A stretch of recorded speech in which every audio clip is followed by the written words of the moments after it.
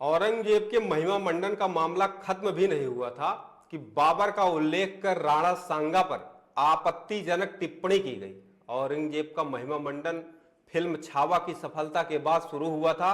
इस फिल्म में दर्शाई गई औरंगजेब की क्रूरता और मजहबी कट्टरता के कारनामों से लोग अस्तब्ध हैं।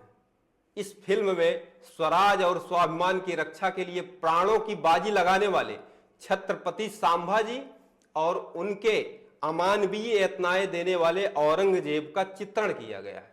नमस्कार, स्वागत है आप सभी का। मैं हूं आपके साथ वेद प्रकाश मिश्रा। आइए समझते हैं कि संभाजी जैसे नायक की वीरता और निस्वार्थता की कहानी देख करके स्वाभाविक रूप से यह प्रश्न उठता है कि आखिर किन कारणों से हमारी पाठ्य पुस्तकों में आताताई शासकों और विदेशी आक्रांताओं का महिमा मंडन किया गया और महानायक की पात्रता रखने वाले भारतीय योद्धाओं को उपेक्षा की गई। उन्हें मुख्य धारा तो दूर, हंसिए पर भी जगह नहीं दी गई। छत्रपति संभाजी, पेशवा बाजीराव, बरप्पा रावल, राणा सांगा, महाराणा प्रताप कुंभा, सरदार हरि सिंह नालवा जैसे राष्ट्र नायकों की वीरता और सिख गुरुओं और उनकी संतानों की बलिदानी परंपरा की तुलना में तुर्कों, अफगानों, मुगलों और अंग्रेज लॉर्डों के अतिशय महिमा मंडन को भला कैसे उचित और तर्कसंगत ठहराया जा सकता है। कैसी विडंबना है कि इतिहास हमारी पाठ्य पुस्तकों में एक और मुगल की पूरी वंशावली रटा दी गई। उन्हें उदार और न्यायप्रिय सिद्ध करने के लिए मिथ्या कहानियां रची गई, तो दूसरी ओर छत्रपति शिवाजी, महाराणा प्रताप, राजा कृष्णदेवराय और राजा चोल जैसे अनेक वास्तविक महानायकों को चंद्र पृष्ठों में समेट दिया गया। भारत ने अपनी संस्कृति और राष्ट्रीय अस्मिता की रक्षा के लिए कितना कुछ भोगा, यह हम विस्तार से बताया जाना चाहिए था, पर हुआ इसके ठीक विपरीत।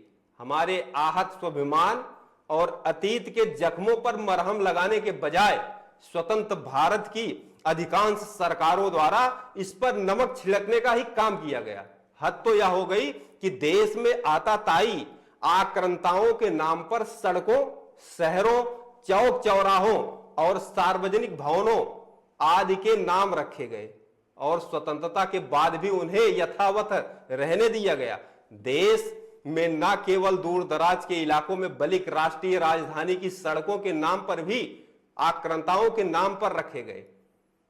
उन्हें देख करके वर्तमान पीढ़ी के मन में कैसा भाव जागता होगा, आप समझ सकते हैं। भला कोई देश आक्रमणकारियों का गुणगान कैसे कर सकता है?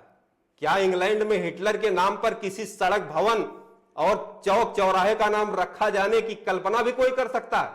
इंग्लैंड तो छोड़िए, जर्मनी तक में हिटलर के नामों निशान नहीं मिलते हैं। परंतु स्वतंत्र भारत में यह विडंबना है कि सब देखने को मिलता है।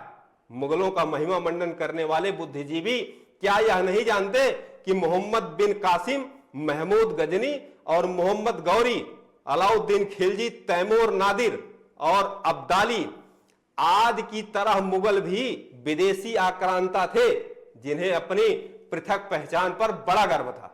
उन्होंने भारत से लूटे गए धन का बड़ा हिस्सा समरकंद, खुरासान और दाशमिक बगदाद जैसे शहरों और इस्लामिक खलीफाओं के शानो शौकत पर खर्च किया। वह स्वयं को तैमूर नस्ल से जोड़कर देखते थे, जिसे तैमूर ने तत्कालीन विश्व की लगभग 5% आबादी का कत्लेआम किया, जिसने दिल्ली से लेकर के हरिद्वार तक निर्दोष और निहत्थे लोगों का अकारण खून बहाया।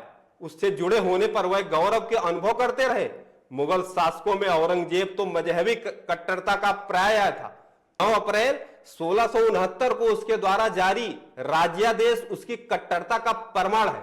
इसमें उसने सभी हिंदू मंदिरों और शिक्षक केंद्रों को नष्ट करने का आदेश दिया था। क्रूर और औरंगजेब में हाल ही में एनसीईआरटी की पाठ्य पुस्तकों में यही पढ़ाया जा रहा है कि वह टूटे मंदिरों के निर्माण के लिए दान दिया करता था। क्रूर आक्रांताओं और आताताई शासकों में नायक तो देखने की प्रवृत्ति विभाजन की विषबल को सिंचित और समाज को बांटती है।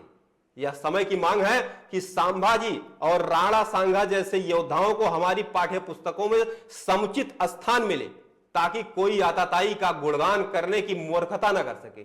वक्त हो चला आपसे इजाजत लेने का। उम्मीद है हमारी यह रिपोर्ट आपको पसंद आई होगी। आपसे भी उम्मीद है आप ये वीडियो लाइक करेंगे, शेयर करेंगे और कमेंट सेक्शन में जा करके बेबाकी से अपनी प्रतिक्रिया अवश्य देंगे। नमस्कार।